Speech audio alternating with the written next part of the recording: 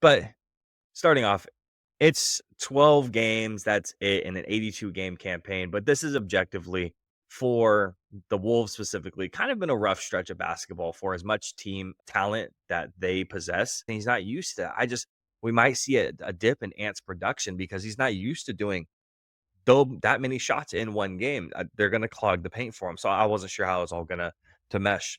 And they have struggled, and there are questions, but Ant's very far from the problem. Even with the inconsistency that is there, losing back-to-back games to a short-handed Blazers team that was missing DeAndre Time Lord and Robert Williams and Anthony Simons is just inexcusable and just kind of worrying at the very least. The latest defeat wasn't really that much about turnovers, which was the massive issue in the two previous losses.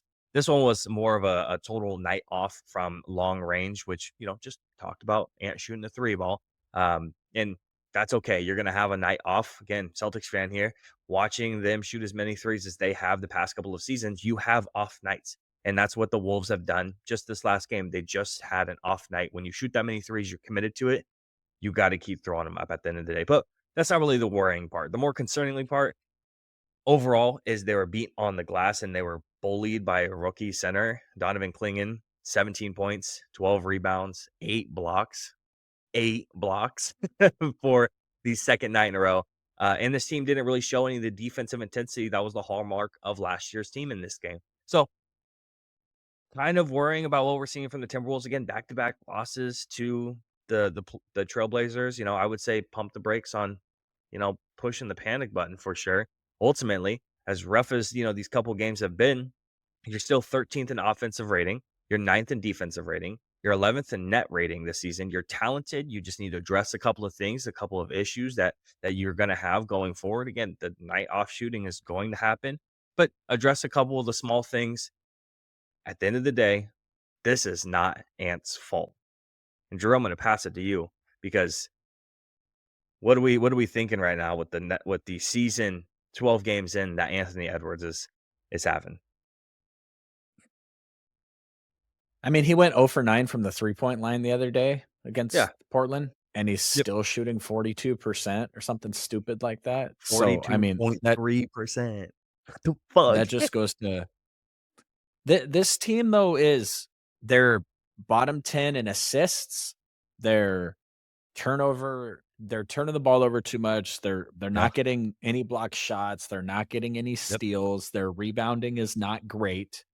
You know, the field goal Yep. percentages are top 10, points scored are top 10, 3-point percentage top 10, but they're just not doesn't seem like they're playing any defense. And Yeah.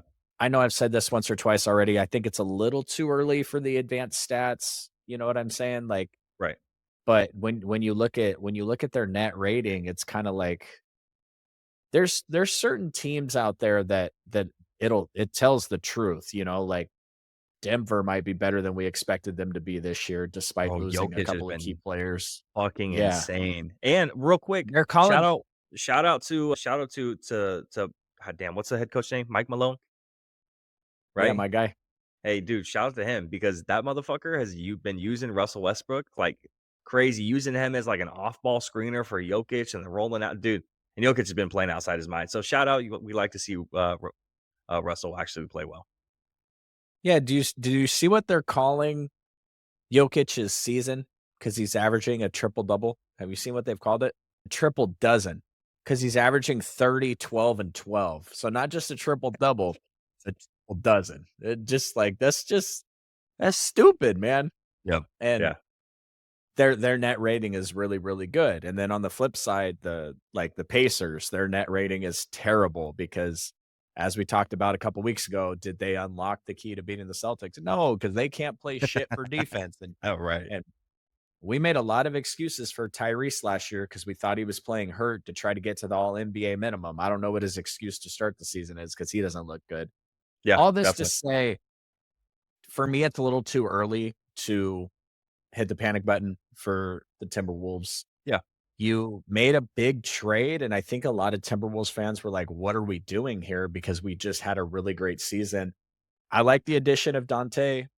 Yeah. Julius Randle remains to be seen where his fit is on any team because it just feels like no matter where he goes, he puts up these massive numbers, but the teams are not afraid to move off of him. So, early in, obviously they're going to take the L tonight. That's going to be tough. And come on, baby, we going. Hey, by the time this is out, y'all are going to know if that beam is lit. Jacob, if you're wondering, just peek out your window. Yeah, all right. How'd that work last time you said that? I said it the other night when we beat the Suns. That's fair. With Ant, I'm not really I concerned. say it every night. So That's true, you do.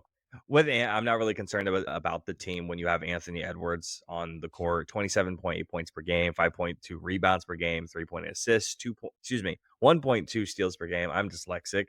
46.6 field goal percentage, and again, 42.3 3-point percentage. Shout out to Damian Lillard for apparently helping this man out during the summer and getting his shot right for him. So shout out to that. What I'm more concerned about, Drew, honestly, what I'm the most concerned about is I'm concerned about the coach.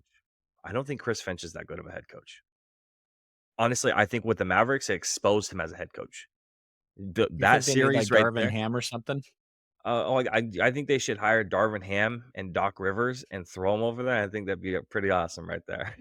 No, I think with the Mavericks series last year, it was really concerning to see the lack of adjustments from the coach game in and game out. And I started to red flag the shit out of the coach, and it made me lose a ton of respect for him because of that series. And again, the lack of adjustments there.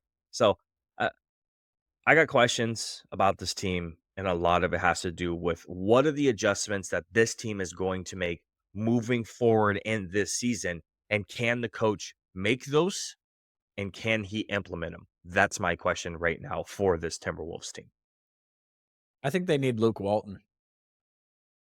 Think they need Luke Walton. You assembling the Avengers, dude.